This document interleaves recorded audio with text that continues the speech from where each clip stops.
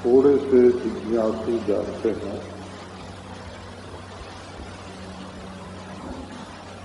कि साधन साध्य वस्तु दूसरी होती है और स्वतः सिद्ध वस्तु दूसरी होती है। तो वेदांत के ग्रंथों में प्रारंभ में ही ये प्रश्न उठाया जाता है कि यदि कोई भी वस्तु साधन से साध्य होगी तो पहले नहीं होगी, साधना से उत्पन्न होगी, और साधना से यदि उत्पन्न होगी तो उसकी मृत्यु भी अवश्य हो जाएगी।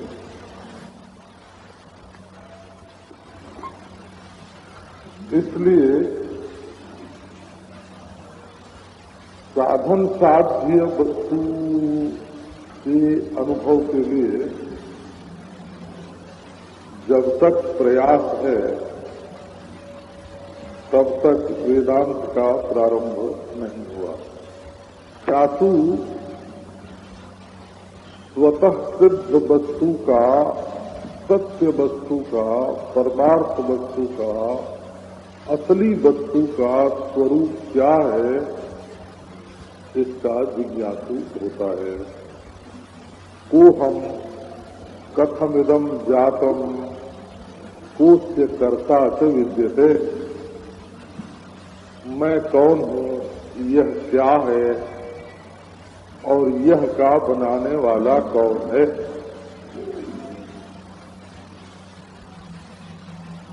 जब ये जिज्ञासा जीवन में उदय होती है और ऐसी जिज्ञासा जो किसी प्रकार भी दबाए न दबे,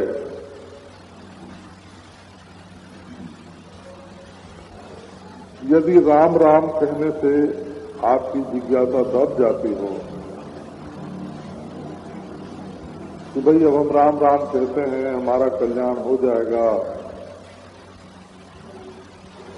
वेदांत के चक्कर में कौन पड़े। तो यदि राम राम कहने से आपकी जिज्ञासा दब जाती हो या प्राणायाम प्रत्याहार धारणा ध्यान करने लगे, मन शांत हो गया और मन की शांति से ही यदि आपकी जिज्ञासा दब जाती है, अथवा इष्ट देव का ध्यान करने लगे और थोड़ी सी तन्मयता प्राप्त हुई और इष्ट देव की तन्मयता से ही आपकी जिज्ञासा दब जाती है, तो वेदांतियों का कहना है कि अभी वेदांत का प्रारंभ नहीं हुआ। ज्ञान की प्यास अगर किसी एकांगी दृश्य स्थिति को प्राप्त करके यदि बुझ जाती है तो ये मानना पड़ेगा कि अभी ज्ञान की प्यास ही जागृत नहीं हुई। तब वेदांत के आचार्यों ने दूसरा प्रश्न उठाया कि जो साधन साध्य है वो तो अनित्य है, नश्वर है, और जो ब्रह्म है, सत्य है, परमार्थ है, वो साधन साध्य है नहीं। तो फिर साधन करने की क्या आवश्यकता है, व्यर्थ हुआ साधन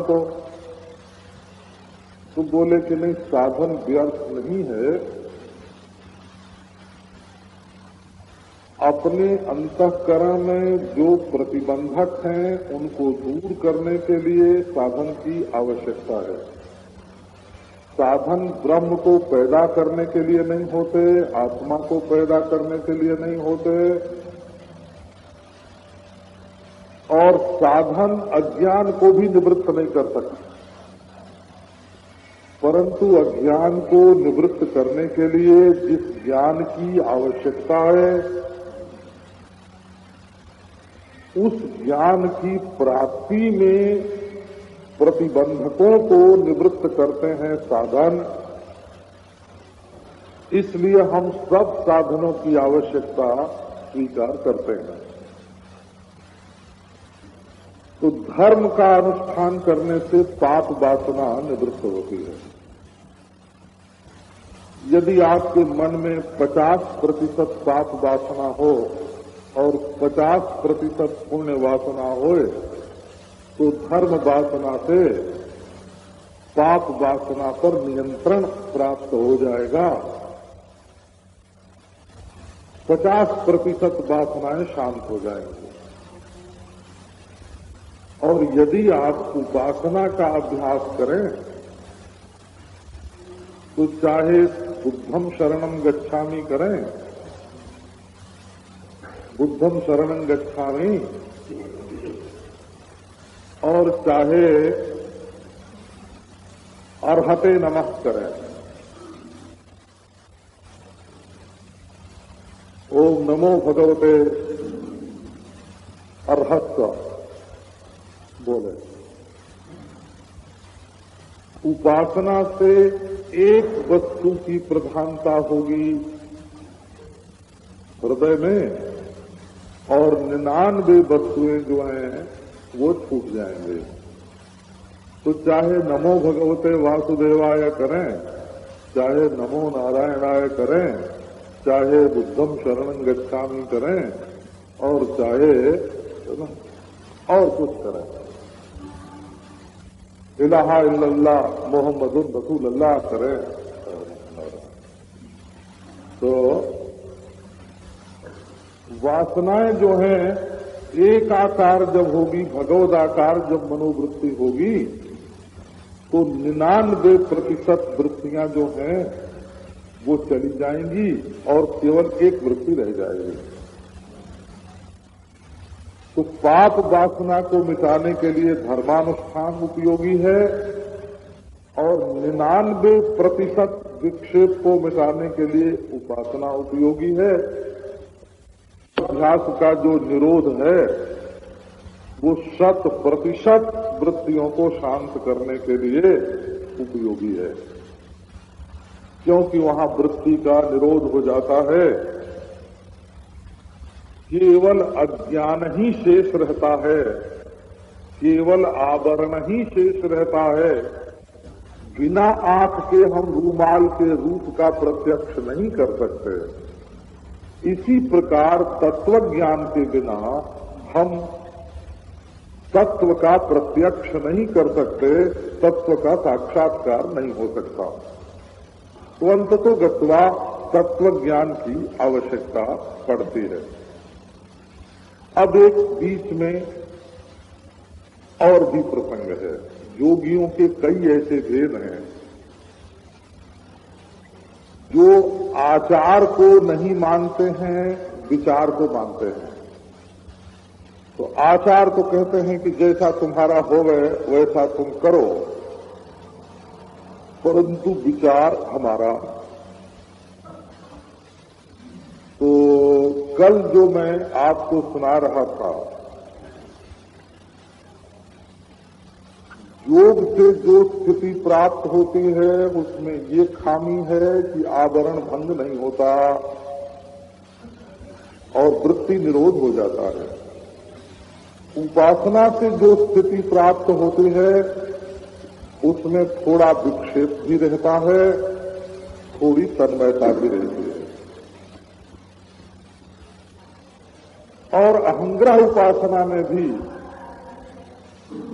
वृत्ति को बारंबार दोहराने के लिए जो प्रयत्न करना पड़ता है, उस प्रयत्न में अहम कर्ता ये शेष रहता है।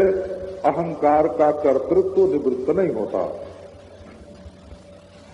योग की समाधि में कर्तृत्व की निवृत्ति तो हो जाती है, परंतु कर्तृत्व की भ्रांति निवृत्त नहीं होती। कर्तृत्व का शांत होना दूसरी चीज है और उसकी भ्रांति का निवृत्त होना दूसरी चीज है। देखो, सुषुप्ति काल में कर्तृत्व शांत हो जाता है, लेकिन उठने के बाद दूसरे दिन फिर कर्तृत्व की भ्रांति चलती है। इसी प्रकार योगाभ्यास से जो सिद्धि प्राप्त होती है उसमें निरोध काल में अथवा समाधि काल में कर्तृत्व की शांति तो हो जाती है, परंतु भ्रांति की निवृत्ति नहीं होती। जब योग से, जब समाधि से उठेंगे तब कर्तृत्व अपना फिर काम करेगा। इसके 3 पक्ष हैं, एक जैन का, एक कापिल सांख्य का और एक पातंजल योग का। ये तीनों क्या करते हैं, जैसे कल श्री बच्चू भाई जी ने आचार्य रजनीश का नाम लिया था। मैंने कभी उनका कोई भाषण सुना नहीं है, इसलिए उनके बारे में, उनके व्यक्तित्व के बारे में या व्यक्तिगत विचार के बारे में हमें कुछ भी कहना नहीं है। और हम लोग व्यक्ति का विचार करते नहीं, सिद्धांत का विचार करते हैं।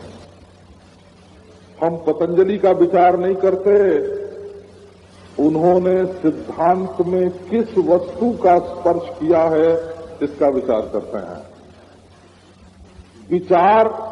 विचार से भिड़ंत होती है, व्यक्ति और व्यक्ति से भिड़ंत नहीं होती है। तो हमारा ऐसा विचार है कि जैन सिद्धांत में आत्मा के स्वरूप का जैसा विचार और जैसा निरूपण है उसको आचार्य रजनीश बिल्कुल ठीक ठीक बोलते हैं, परंतु जैन संप्रदाय में जैसा आचार वर्तमान काल में है उसको वे नहीं मानते हैं। तो उनको जो जैन लोग क्रांतिकारी मानते हैं या जो दूसरे आचार्यों से पृथक मानते हैं, उसका कारण ये नहीं है कि उनका विचार जैन विचार से पृथक है।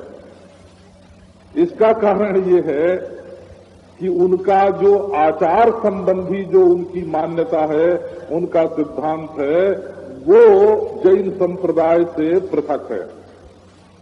उसमें वो क्रांति कर रहे हैं कि भाई लाउड स्पीकर का प्रयोग करना कि नहीं करना, बाल को हाथ से उखाड़ना कि नहीं उखाड़ना, रात्रि में पानी पीना कि नहीं पीना, इन सब बातों में उनका जैन संप्रदाय से मतभेद हो सकता है, परंतु जहां तक जीवात्मा की स्वतंत्रता का संबंध है वहां उनका मतभेद जैन संप्रदाय से बिल्कुल नहीं है।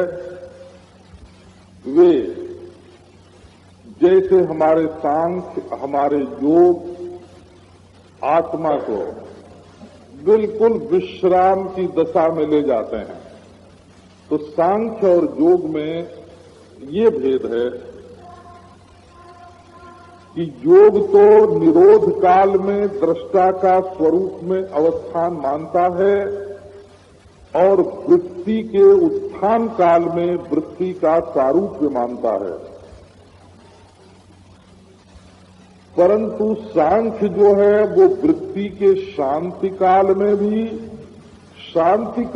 भी दृष्टा अपने स्वरूप में ही रहता है और वृत्ति के उत्थान काल में भी दृष्टा अपने स्वरूप में ही रहता है।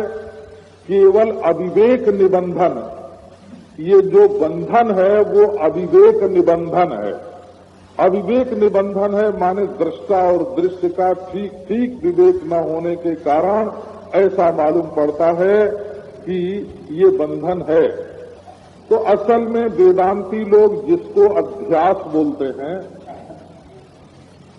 सांख्य दर्शन में उसी को अविवेक बोला जाता है, और वेदांती लोग जिसको अध्यास बोलते हैं योग दर्शन में उसी को अविद्या बोला जाता है। लेकिन वेदांतियों ने अध्यास के कारण के रूप में भी एक अज्ञान नाम का पदार्थ जो स्वीकार किया है, उस अज्ञान की निवृत्ति न सांख्य सिद्धांत से होती है और न तो योग सिद्धांत से होती है।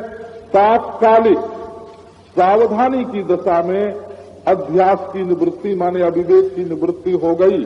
अब प्रश्न ये हुआ कि पहले पहल पुरुष और प्रकृति का अविवेक कैसे हुआ, क्योंकि अविवेक तो वृत्ति है और वृत्ति जन्य होती है, तो वो उदय होनी चाहिए। अच्छा, और कभी पहले पहल अविद्या कैसे हुई? बोले ये प्रश्न तो वेदांतियों पर भी है।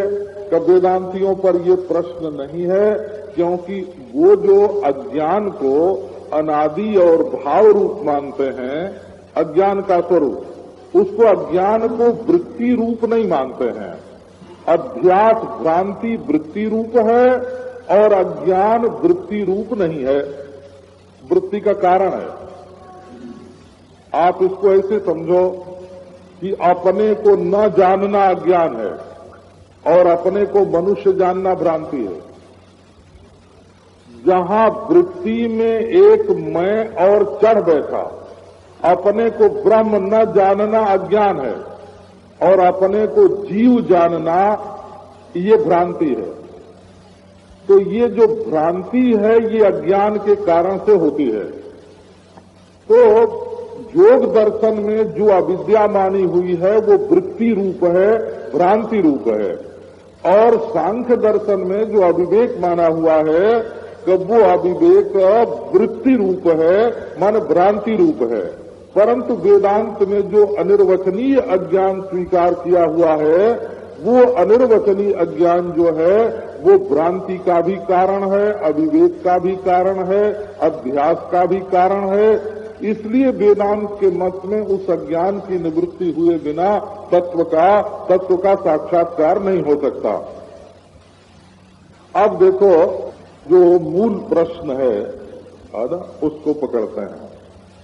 तो मूल प्रश्न ये है कि हमारी चित्तवृत्ति निर्विषय हो गई, हम शांत हो गए और अपने स्वरूप में स्थित हो गए। शांत हो गए, अपने स्वरूप में स्थित हो गए। ये स्थिति तो हमको प्राप्त हो गई। और अभी आप कहते हैं कि वेदांत के सिद्धांत में जो ब्रह्म है उसका साक्षात्कार हुआ नहीं, तो अब आगे क्या करना चाहिए? प्रश्न का मूल रूप ये है, बोला। अच्छा, इसको हम थोड़ा और फैला देते हैं, बोला। एक पदार्थ का विवेक और तीन पदार्थ का अलग अलग विवेक और तीनों पदार्थों का एकीकरण, इसका नाम वेदांत नहीं है। फिर सुनाते हैं। एक पदार्थ का अलग विवेक, जैसे किसी ने ईश्वर का विवेक किया, तो ईश्वर क्या है? कि ये हमारे कर्म के अनुसार सुख की प्राप्ति, दुख की प्राप्ति, इसमें तो कर्म की अपेक्षा है, और हमारी वासना के अनुसार शरीर का निर्माण, इसमें भी हमारे कर्तापन की अपेक्षा है। लेकिन ये जो मिट्टी, पानी, आग, हवा है, इसका निर्माण कैसे होता है, एक इसकी जानकारी प्राप्त करें। तो कोई कहते हैं ईश्वर बनाता है और कोई कहते हैं कि ईश्वर बन जाता है। लेकिन बनने के पहले ईश्वर जैसा था और बनाने के पहले जैसा ईश्वर था, उस ईश्वर के स्वरूप का विवेक करके अंकुर से बीज का अनुमान करके, अंकुर प्रत्यक्ष होता है, बीज का अनुमान होता है, धूम का प्रत्यक्ष होता है और अग्नि का अनुमान होता है। तो उस अनुमित पदार्थ को एक मानते हैं प्रकृति और दूसरे मानते हैं ईश्वर। तो यदि उस ईश्वर को ठीक ठीक निश्चय करके हम अपनी वृत्ति को ईश्वराकार कर दें और ईश्वर में तन्मय हो जाए, तो ठीक है, ईश्वर पदार्थ के साथ तादात्म्य प्राप्त करके आप ईश्वर रूप तो हो गए, लेकिन आपका जो मैं है वो ईश्वर में पूरी तरह से नहीं मिल सकता। ये सब वैष्णव को ये बात स्वीकार है, सब वैष्णवों को, सब शैवों को, शाक्तों को, गणपतियों को ये बात स्वीकार है कि जब हम ईश्वर का ध्यान करते करते ईश्वरमय हो जाएंगे, उस समय भी भेद सहिष्णु अभेद बना रहेगा, सायुज्य में भी जीव का जीवत्व जो है वो बना रहता है। यदि हम अपने को ईश्वर में मिला दें,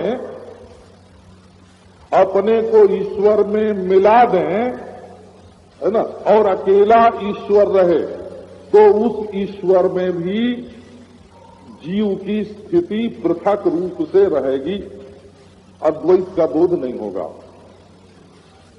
अच्छा, सारे प्रपंच को भी ईश्वर में मिला दें और अपने को भी ईश्वर में मिला दें, तीन पदार्थ मिल करके एक हो जाएं, तब भी जो एकत्व होगा वो वेदांत का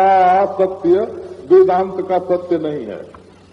अच्छा, योग दर्शन, सांख्य दर्शन और जैन दर्शन के अनुसार थोड़ा थोड़ा फर्क है। जैन दर्शन में इस स्थिति को बहुत कठिन माना गया है। अब तक आप जानते हैं केवल 24 तीर्थंकर ही इस प्रकृति और प्राकृत, इस पुद्गल से, इस आश्रव से केवल 24 तीर्थंकर ही मुक्त होने में समर्थ हुए हैं। उसमें भी स्त्री जोनी में मुक्ति नहीं है, कलयुग में मुक्ति नहीं है। ये सब ये आचार विषय है, हो, ये विचार नहीं है, ये आचार है महाराज। इसको कोई मानेंगे, कोई नहीं मानेंगे। लेकिन जब जीवात्मा बिल्कुल शुद्ध होता है, सम्यक चारित्र्य, सम्यक संकल्प और सम्यक समाधि, त्रिरत्न के द्वारा जब जीवात्मा बिल्कुल शुद्ध, चम जगमग उज्ज्वल स्वतंत्र अणु के रूप में, न ईश्वर की पराधीनता है, न प्रकृति का संबंध है, न कर्म है, न वासना है, और बिल्कुल जगमग जब बिल्कुल उज्ज्वल हो जाता है, तो वो संपूर्ण अंतःकरण की वृत्तियों प्रवृत्तियों से अलग हो करके अंतःकरण विश्राम करता है और वो बिल्कुल दृष्टा उज्ज्वल रूप में रहता है। उसमें भी पौराणिक कथा ये है कि वो सिद्ध शिला पर बैठ करके अलोकाकाश की नोक पर जाते हैं, तो वो जैनों की पौराणिक कथा है, वो जैनों की दार्शनिक कथा नहीं है। परंतु उस संबंध में भी वो जो जीवात्मा सबसे अलग हो जाता है, वो जिससे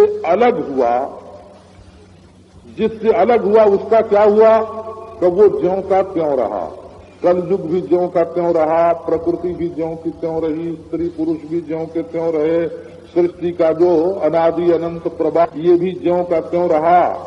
बनाने वाला ईश्वर तो उनके यहां मान्य नहीं है।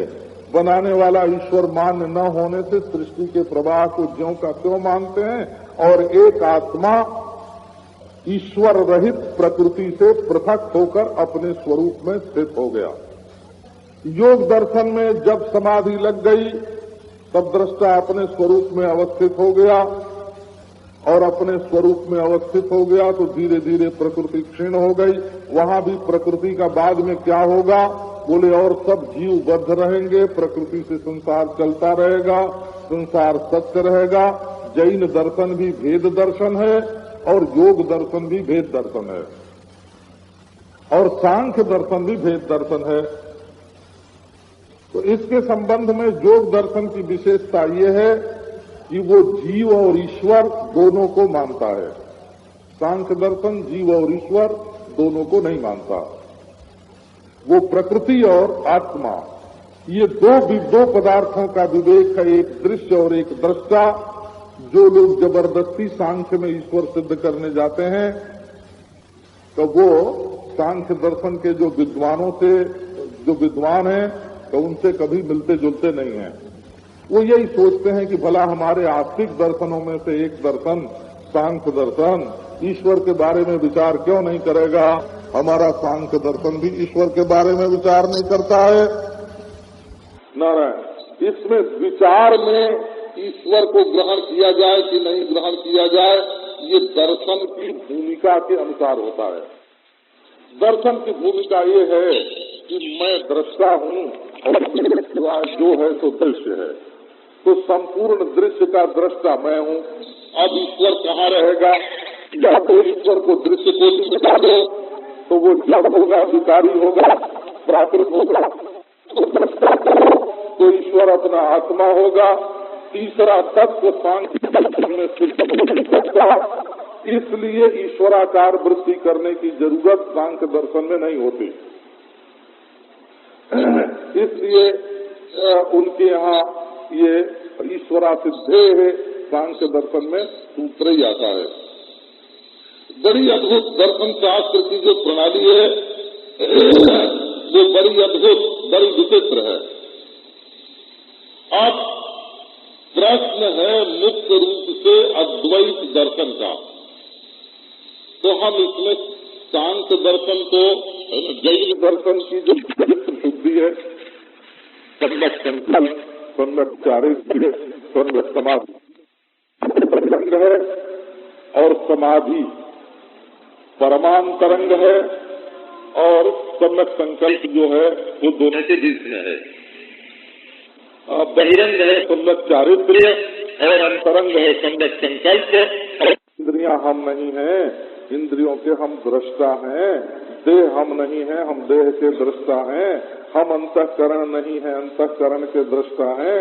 हम अंतःकरण की शांति नहीं है, शांति के दृष्टा हैं। और जो जिसका दृष्टा होता है वो उससे न्यारे होता है। इसलिए एक अंग इसने पूरा कर दिया इस विवेक में कि त्वम पदार्थ क्या है। अब ये जो योग दर्शन है, ये जो योग दर्शन है, वो योग दर्शन कहता है कि केवल मन ही स्थिर करना हो, समाधि लगाना हो। तो ये आवश्यक नहीं है कि मैं की ओर ही मन को मोड़े, ईश्वर की ओर मन को मोड़े तब भी समाधि लग सकती है।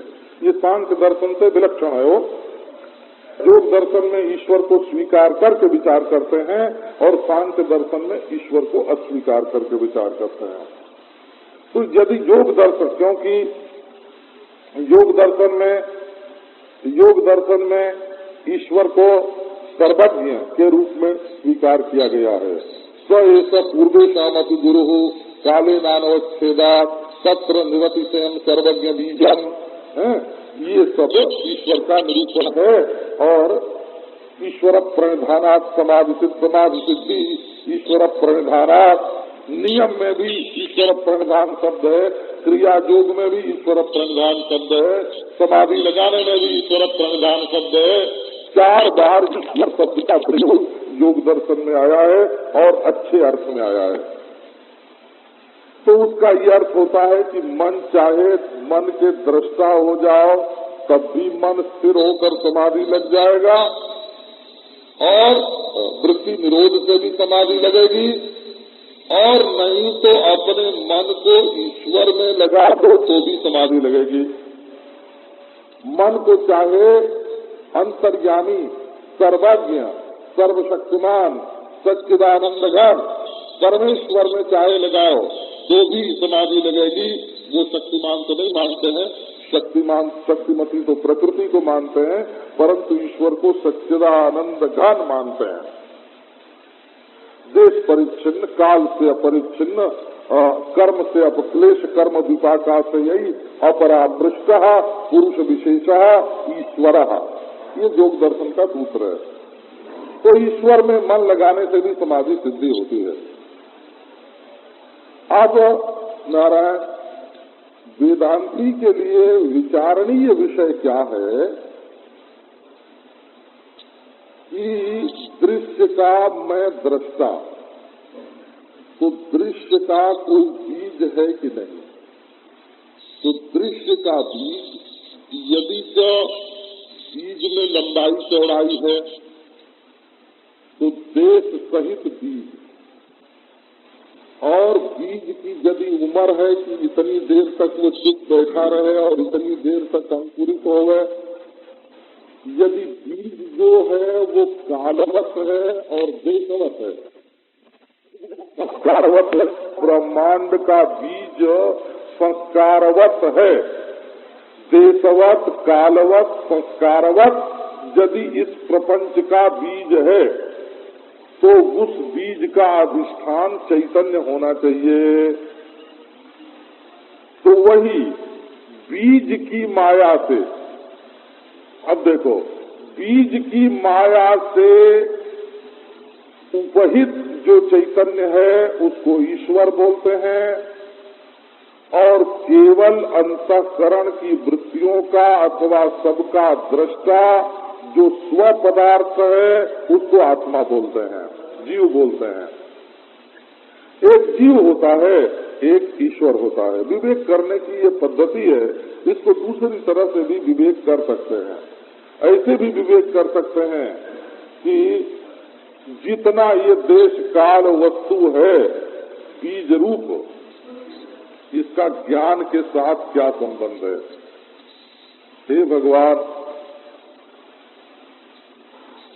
पाश्चात्य दार्शनिकों में से अनेक, यूरोपीय दार्शनिकों में से, जर्मन के और दूसरे दार्शनिकों में भी ज्ञान के साथ दृश्य पदार्थ का क्या संबंध है, इस पर इतना बड़ा विवेक किया है। वो कहते हैं कि ज्ञान से दृश्य पैदा होता है कि दृश्य से ज्ञान पैदा होता है। तो जो दृश्य से ज्ञान पैदा होता है ऐसा मानते हैं, वो ज्ञान को इंद्रिय जन्य मानते हैं। जैसे रूमाल को हमने आंख से देखा और रूमाल है ऐसा ज्ञान हुआ, तो रूमाल देखकर रूमाल है ऐसा ज्ञान हुआ। दूसरा प्रसंग ये आया कि ज्ञान है, आंख से उसने रूमाल को देखा तब रूमाल की सिद्धि हुई। तो यदि रूमाल है मालूम पड़ती है तो रूमालावच्छिन्न आकाश भी जरूर है। यदि बाहर कोई बीज है तो बीजावच्छिन्न चेतन भी जरूर है। तो अब प्रश्न ये उठता है कि आखिर चेतन से दृश्य का संबंध क्या है?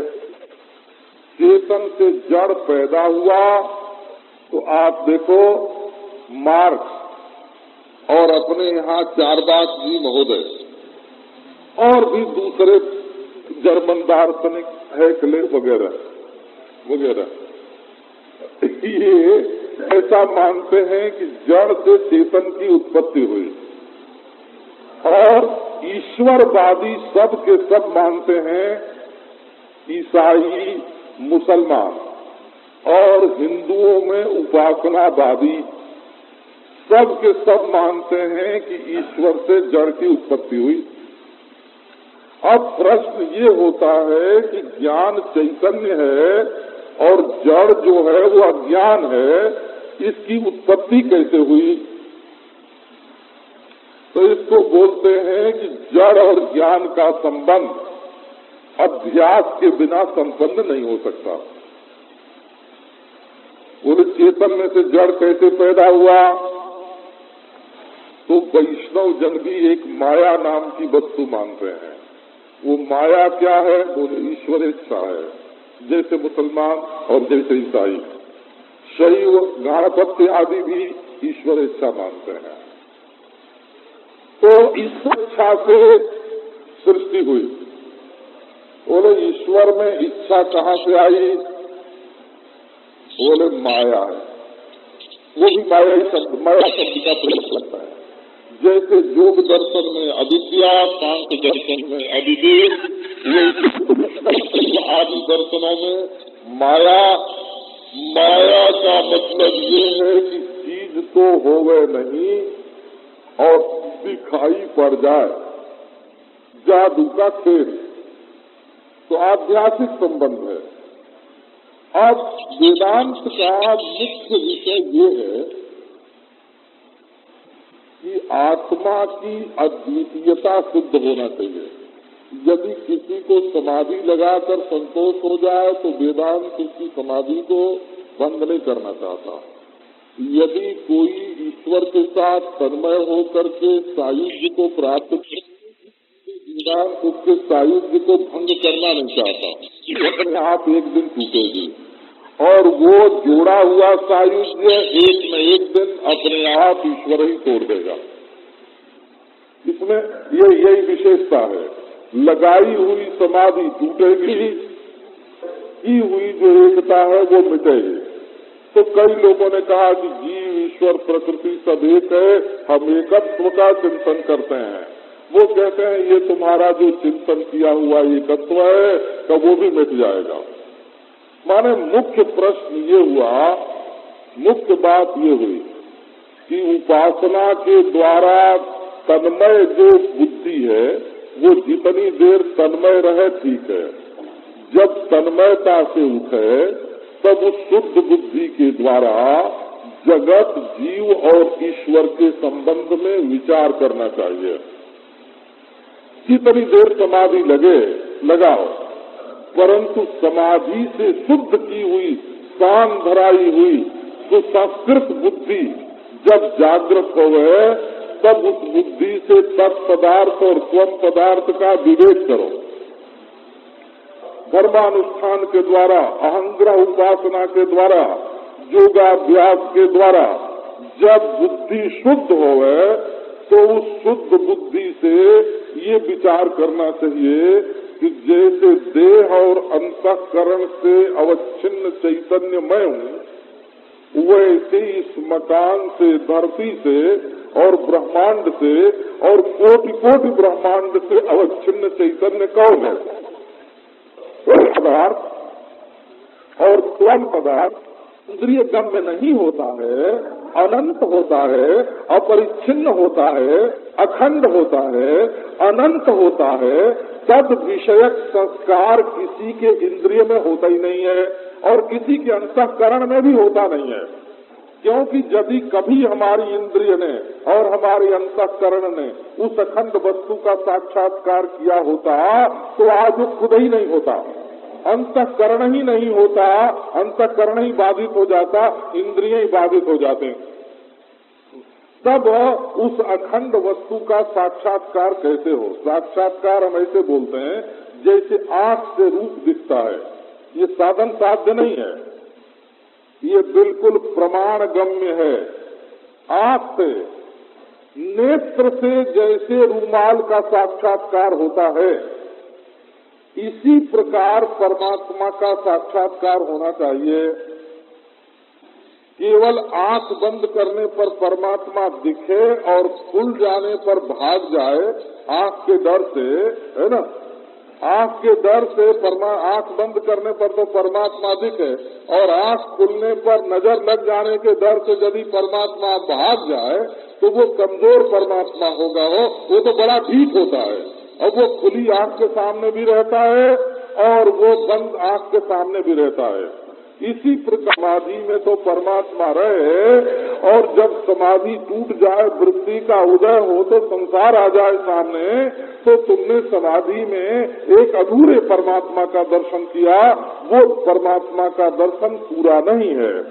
और चित्त की एक अवस्था तन्मयता में जाने पर जो दर्शन हुआ, तो कहने का अभिप्राय ये है कि भले धर्मानुष्ठान करके अंतःकरण शुद्धि करो, चाहे प्रतीकोपासना करके अंतःकरण शुद्धि करो, चाहे अहंग्रह उपासना करके अंतःकरण की शुद्धि करो, और चाहे सम्यक संकल्प, वो सम्यक संकल्प में उपासना का सन्निवेश हो, सम्यक संकल्प उपासना है, और चाहे सम्यक समाधि लगा करके अपने अंतःकरण को शुद्ध करो। शुद्ध अंतःकरण में पदार्थावगाहिनी वृत्ति का उदय होना आवश्यक है। अब देखना ये है कि उस शुद्ध वृत्ति में जो पदार्थ आया वो खंड है कि अखंड है। यदि केवल मैं रूप है तो भी खंड है, यदि केवल वह रूप है तो भी खंड है, यदि केवल यह रूप है तो भी खंड है। तो इसमें वेदांतियों का निश्चय ही ये है कि यदि वह देखेगा प्रपंच को तो मैं रहूंगा, वह देखेगा और मैं रहूंगा। क्यों? बोले वह का वह पनई मैं से सिद्ध होता है। अगर मैं नहीं हूं तो वह कौन होगा? मैं। नारायण। अच्छा, और मैं देखूंगा तो यह की सत्ता सिद्ध होगी, या कल्पना करूंगा तो वह की सत्ता सिद्ध होगी। नारायण। तो कोई युक्ति ऐसी होनी चाहिए जिसमें मैं का मैं पना और वह का वह पना दोनों कट जाए। तो यही बात महावाक्य के द्वारा समझाई जाती है कि मैं में से वाच्यार्थ को अलग करो और तत् में से भी वाच्यार्थ को अलग करो। जो कर्तृत्व है, भोक्तृत्व है, संसारित्व है, परिच्छिन्नत्व है, वो मैं में से हटाओ, बाध करो, इसका अपवाद करो। और उसमें से जो जगत कर्तृत्व है, जगत कारणत्व है, जगत भोक्तृत्व है, उसमें जो अन्यत्व है, उसमें जो अन्यत्व है, दृश्यत्व है, कल्पितत्व है, लक्ष्यत्व है, उसका भी अपवाद करो। ये इसको अध्यारोप अपवाद की शैली कहते हैं। वेदांत साधन नहीं है, वेदांत प्रमाण है। ये कर्ता के द्वारा किया जाने वाला कोई कर्म विशेष या भाव विशेष या स्थिति विशेष नहीं है, ये प्रमाण विशेष है। प्रमाण विशेष ये है कि ये अखंड विषयक प्रमाण है, ये ब्रह्म विषयक प्रमाण है। तब ये सवाल पैदा हुआ कि इस प्रमाण के द्वारा वस्तु का साक्षात्कार, मान लो आत्मा में से कर्तृत्व भोक्तृत्वादि की उपाधि हटा दी और परमात्मा में से भी कर्तृत्व भोक्तृत्वादि की उपाधि हटा दी, वहाँ कारण उपाधि नहीं रही, यहाँ कार्योपाधि नहीं रही, वहाँ मायोपाधि नहीं रही, यहाँ अविद्योपाधि नहीं रही, और वहाँ कारणोपाधि नहीं रही, यहाँ कर्णोपाधि नहीं रही।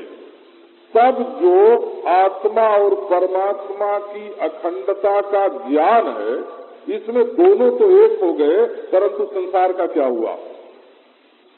बोले संसार का ये हुआ कि इन दोनों के एक होते जब तक वो दूर बैठा है तब तक बीच में संसार है, और जब तक मैं उससे अलग बैठा हूँ, है ना, जब दो मित्रों में लड़ाई हो जाती है तो बीच में दुश्मन आकर के दोनों को फोड़ने लगते हैं, एक की निंदा उससे और दूसरे की निंदा उससे। और जब दोनों मित्रों में मैत्री हो जाती है तो बीच के जो दुश्मन है वो अपने आप भाग जाते हैं। तो जहाँ आत्मा और परमात्मा की अखंडता का, एकता का बोध हुआ, वहाँ ये प्रपंच का अस्तित्व भस्म हो जाता है। प्रपंच को अपने में मिलाने के लिए न धर्म करना पड़ता है, और न प्रपंच को ईश्वर में मिलाने के लिए उपासना करनी पड़ती है, और न तो प्रपंच का आभान करने के लिए समाधि लगानी पड़ती है। तो मुख्य बात ये हुई कि तत्पद वाच्यार्थ और त्वम पद वाच्यार्थ का विवेक करके और असी इस क्रियापद के द्वारा जो बोधित एकता है उसके ज्ञान के लिए दोनों की लक्ष्यार्थ में एकता करनी चाहिए, और दोनों की लक्ष्यार्थ में एकता का बोध हो जाने से वाच्यार्थ जो है वो बाधित हो जाता है, वाच्यार्थ बाधित हो जाता है। और एक बात आपको ये सुना देते हैं कि जीवन मुक्ति को केवल, है ना, वेदांत, है ना, वेदांतों में भी समझो उपासना के वेदांत जुदा और ज्ञान के वेदांत जुदा। जीवन मुक्ति, जिसको जीवन मुक्ति का विलक्षण सुख जिसको कहा जाता है, जिसके हो जाने पर कोई कर्तव्य शेष नहीं रहता, न समाधि लगाना, समाधि लगे चाहे पागल होए, और चाहे ईश्वर का चिंतन हो, चाहे मुंह में पत्थर हो, वो ईश्वर का इतना आपा हो जाता है, वो चांडाल के घर में रहे कि तीर्थ के में रहे, तीर्थे स्वपच गृहेबा नष्ट स्मृति रति परित्यजन गेय, वो भले भूल जाए, तीर्थ में रहे, स्वपच के घर में रहे, भले भूल जाए, ज्ञान समकाल मुक्त कैवल्यम जाति हत शोक, ज्ञान समकाल ही उसकी मुक्ति हो जाती है, सारे शोक निवृत्त हो जाते हैं, कैवल्य की प्राप्ति हो जाती है। तो ये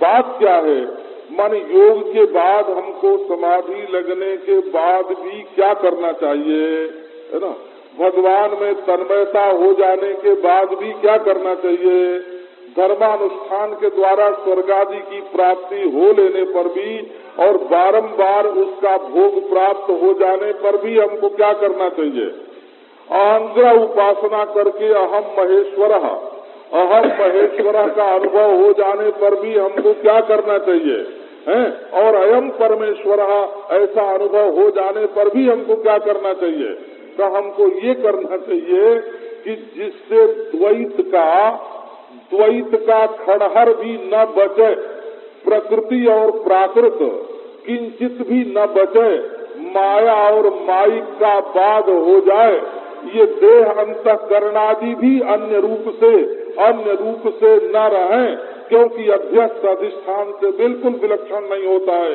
तो ये अनंत कोटि ब्रह्मांड भी अपने स्वरूप भूत ब्रह्म से और ब्रह्म भूत स्वरूप से जुदा नहीं है। इस बोध के कारण संपूर्ण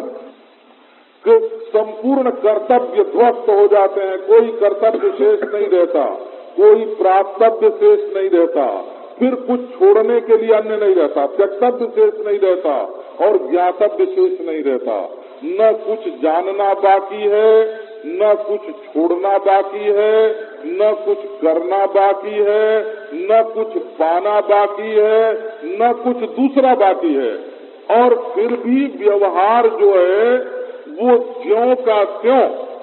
इसमें ये नहीं कि मनुष्य मर गया, मनुष्य मरा नहीं, अंतःकरण ज्यों का त्यों। ये नहीं कि ये हिमालय में रहते हैं, ये हिमालय में नहीं रहते हैं, ये बस्ती में रहते हैं। और नारायण इनको दुनिया नहीं दिखती, ऐसा नहीं, तो इनको दुनिया दिखती है। ये तो उपासक लोगों ने ये भ्रम फैलाया दुनिया में। तो बोले तत्वज्ञानी कैसा हो, तो बोले भाई पहले तो तत्वज्ञानी कोई होता ही नहीं, एक बार तो होता भी है तो उसकी आंख नहीं खुलती है, मन उठता ही नहीं है ना, नारायण। तो फिर बोले अच्छा हिमालय में रहता है, गांव में आता ही नहीं है ना, मन तुमको कभी मिलेगा ही नहीं, है ना, तुमको कभी मिलेगा ही नहीं। और नारायण यदि वो कभी तुमको मिल जाए तो ये परीक्षा करना कि उसकी सांस चलती है कि नहीं चलती है। अगर न चलती हो सांस तब समझना कि ब्रह्म ज्ञानी है, जिससे उससे बात न करो, उससे शिक्षा न ले सको। तो ये भ्रम ब्रह्म ज्ञानी के संबंध में लोगों ने ऐसा फैलाया कि जैसे अल्प जो मंद जिज्ञासु हैं, मंद जिज्ञासुओं को ब्रह्म ज्ञानी की प्राप्ति ही न हो सके, ऐसा ब्योड़ा बीच में डाल दिया न रहे। तो ब्रह्म एक बोध है, एक वस्तु का साक्षात्कार है, और वो एक वास्तविक अवस्था है। वो साधन से उत्पन्न होने वाली और नष्ट होने वाली कोई अवस्था नहीं है। वो तो जैसे घटक ज्ञान है वैसे ब्रह्म ज्ञान है। घटक ज्ञान होने पर जैसे घट को मृत्तिका मात्र समझ लेने पर जैसे घट का आकार हुआ भी है और आप उसको मिट्टी समझते भी हैं, इसी प्रकार ब्रह्म को समझ लेने के बाद ये प्रपंच जो है ये ब्रह्म रूप से समझ भी लिया गया और प्रपंच का आकार बना भी रहा। और इसमें और क्या होता है, जो धर्मात्मा हैं वो धर्मानुष्ठान करते हैं, जो उपासक हैं वो उपासना करते हैं, जो जोगी हैं वो समाधि लगाते हैं, जो अर्थी हैं वो अर्थ कमाते हैं, जो भोगी हैं वो भोग में रत रहते हैं, और जो मुमुक्षु हैं जिज्ञासु हैं वो सत्संग करते हैं। कृष्णो भोगी शुक त्यागी नृपौ जनक राघवौ कर्मनिष्ठा वशिष्ठाद्या सर्वे से ज्ञानिनः समाः। कृष्ण जो है वो 16,000 बार में पत्नियों के साथ रहते हैं। सुखदेव जी त्याग करके जंगल में रहते हैं और रामचंद्र और राजा जनक अश्वपति ये राज्य चलाते हैं और वशिष्ठ आदि पौरोहित्य का काम करते हैं। कहो कि इनके ज्ञान में कोई अंतर है, इनमें कोई ऊंचा नीचा है, कहीं इनके ज्ञान में कोई अंतर नहीं, कोई ऊंचा नीचा नहीं। इसलिए ज्ञान से डरना नहीं, ज्ञान से डरना नहीं, वो तुमको यहाँ भी प्राप्त हो सकता है। ये जरूर है कि जैसे सुषुप्ति दशा में वृत्ति ज्ञान न होने से अज्ञान की निवृत्ति नहीं होती, भगवन्मयता में बिल्कुल सायुज्य हो जाने के कारण और परमानंद की अनुभूति होने के कारण वो जो भगवन्मय परमानंद की अनुभूति है वो जिज्ञासा को दबा देती है। वो जिज्ञासा को दबा देती है। यदि भगवत सायुज्य की प्राप्ति हो जाए तो जिज्ञासा दब जाएगी, और यदि समाधि की प्राप्ति हो जाए तो है ना, वहाँ वृत्ति अभिभूत हो जाने के कारण जिज्ञासा दब जाएगी। और यदि धर्मानुष्ठान से स्वर्ग आदि में चले गए तो बोले स्वर्ग आदि में देवता लोग तो अप्सरा का नाच देखेंगे, संगीत सुनेंगे, तो वहाँ जिज्ञासा कहाँ से होगी? जहाँ थोड़ा थोड़ा दुख होता है और दुख होने से थोड़ा थोड़ा वैराग्य होता है, और वैराग्य होने से सत्य वस्तु को जानने की इच्छा उदय होती है, और वो भी यदि मंद न हो। मंद कैसी होती है? कि मंद होती है ऐसी कि हम किस देवता की पूजा करें तो हमको ज्ञान हो जाएगा। ज्ञान के लिए देवता की पूजा की इच्छा जो है वो मंद जिज्ञासा का लक्षण है। और हम कौन सा योगाभ्यास करें, तो इस जन्म में नहीं अगले 2-3 जन्म में हमको ज्ञान हो जाएगा। ये मध्यम जिज्ञासा का रूप है। और उत्तम जिज्ञासु जो होता है वो उपनिषद का स्वाध्याय करके तत्पदार्थ और स्वम पदार्थ का विवेक करके उसमें से उपाधि का परित्याग करके, अपवाद करके, उपहित अंश में, अवच्छिन्न अंश में जो एक अखंड चैतन्य है उसको अपने आत्मा से अभिन्न जान करके संपूर्ण द्वैत प्रपंच का बात कर देता है और ब्रह्म रूप से स्थित रहता है। ओम शांति शांति शांति।